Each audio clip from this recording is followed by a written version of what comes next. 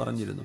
ഇമാം ഖഅനബി ഹദീസ് പണ്ഡിതനാണ്, പക്ഷെ അദ്ദേഹം ഒരു കാലത്ത് കള്ളുടിയനായിരുന്നു. സുബ്ഹാനല്ലാഹ്, അള്ളാഹു പുറത്തു കൊടുക്കട്ടെ, നമുക്കൊക്കെ അള്ളാഹു മാപ്പ് തരട്ടെ. അദ്ദേഹം അന്ന് അറിവില്ലാത്തൊരു കാലം കള്ളു കുടിച്ച് ശരിക്കും പൂസായി എന്ന് പറയില്ല, നമ്മൾ ബോധമല്ലാണ്ട് വീടിൻ്റെ മുമ്പിൽ ഇങ്ങനെ ഇരിക്കുക. 10-20 വയസ്സായിട്ടുള്ളൂ, ചുവന്ന കുപ്പായിട്ടുണ്ട്. ഈ ചുവന്ന കുപ്പായവും സഫ്രോൺ കുങ്കുമ കളറുള്ള കുപ്പായവും പുരുഷന്മാർക്ക് നിബിധങ്ങൾ ഇടരുത് എന്ന് പറഞ്ഞിട്ടുണ്ട്, ഹറാമെന്ന് പറഞ്ഞിട്ടുണ്ട്. പ്ലെയിൻ ചുവപ്പും പ്ലെയിൻ സഫ്രോൺ കളറും, അതിന് വരകളുണ്ടെങ്കിൽ കുഴപ്പമില്ല, ചുവപ്പിൽ വരകൾ ഖുതൂത്തുകൾ ഉണ്ടെങ്കിൽ കുഴപ്പമില്ല, അല്ലെങ്കിൽ അത് അള്ളാഹുവിന് ഇഷ്ടമല്ല എന്ന്. എന്തേ? അത് കുഫറിൻ്റെ, പടച്ചോനില്ല എന്ന് വിശ്വസിക്കുന്നവരുടെ ആചാരമാണ് എന്ന് നബി തങ്ങളുടെ ഹദീസിലുണ്ട് സല്ലല്ലാഹു അലൈഹി വസല്ലം. സുബ്ഹാനല്ലാഹ്. ഇദ്ദേഹം ചുവന്ന കുപ്പായിട്ടാണ് നിൽക്കുന്നത്. അതിൻ്റെ മുമ്പിലൂടെ മഹാനായൊരു ഹദീസ് പണ്ഡിതൻ കടന്നു പോകുന്നു, ശുഅബ, ഇമാം ശുഅബ തങ്ങൾ. അപ്പോൾ കുറേ ആൾക്കാർ ഇങ്ങനെ പോകുമ്പോൾ ഈ ഖഅനബി ചോദിച്ചു, ആരാണിത്? അവർ പറഞ്ഞു, ശുഅബയാൻ. മൻ ശുഅബ? ആരാണ് ഈ ശുഅബ? ശുഅബത്ത് ഇബ്നു ഹജ്ജാജ് റഹ്മത്തുള്ളാഹി തആല അലൈഹി. ഇതറിയൂലേ? ലോകം കണ്ട ഹദീസ് പണ്ഡിതനാണ് ഈ ശുഅബ. ഹദീസോ? എന്താണ് ഹദീസ്? ഖൗലു റസൂലില്ലാഹി വ ഫിഅലുഹു വ തഖരീറു. റസൂലുള്ളാഹിന്റെ അധ്യാപനങ്ങളാണ് ഹദീസ്. അങ്ങനെയോ? എനിക്ക് പഠിപ്പിച്ചു തരോ?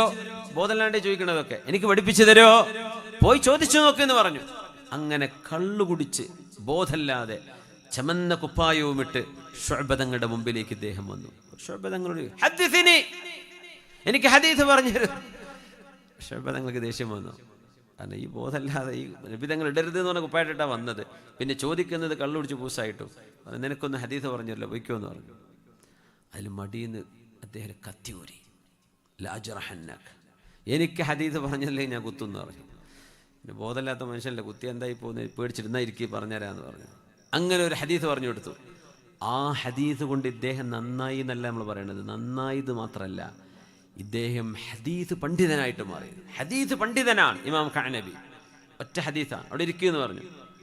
ചെറിയ ഒരു മിനി ബോധേ ഉള്ളൂ.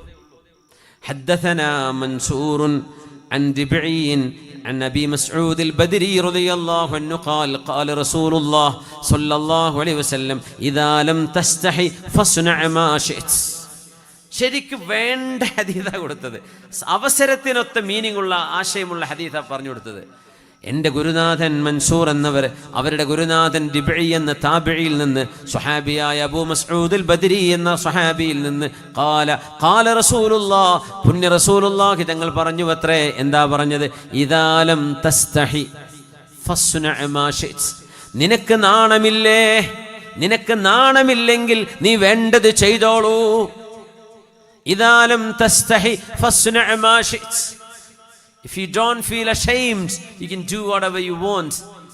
നാണുണ്ടെങ്കിൽ മര്യാദയ്ക്ക് ജീവിക്കുക, നാണല്ലേ നീ വേണ്ടത് ചെയ്തോ. ആ ഹദീസ് അങ്ങോട്ട് തലക്ക് കയറി. അവിടെ മുതൽ നന്നായ ആളാണ് ഇമാം. ഇപ്പൊ ഇമാം ഖഅനബി എന്നാ പറയാ.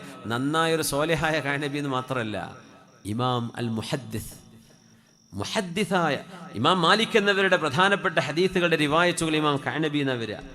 ശുഅബ തങ്ങളിൽ നിന്ന് ഈ ഒരൊറ്റ ഹദീസ് അദ്ദേഹം കേട്ടിട്ടുള്ളൂ, സമാ ഉണ്ടായിട്ടുള്ളൂ. ബാക്കി ഹദീസൊക്കെ ഇമാം മാലിക് എന്നവരും ബാക്കി മുഹദ്ദിസീങ്ങളിൽ നിന്നാണ്. ഉമ്മയോട് ചെന്ന് പറയാണ്, ഉമ്മ ഞാൻ പോവാൻ.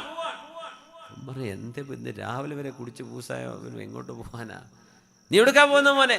ഞാൻ ഇമാം മാലിക് എന്നവരുടെ മദീനയിലേക്ക് പോവാണ്. എന്തു പറ്റി? ഞാൻ നന്നാവാണ്, എനിക്ക് നന്നാവണം.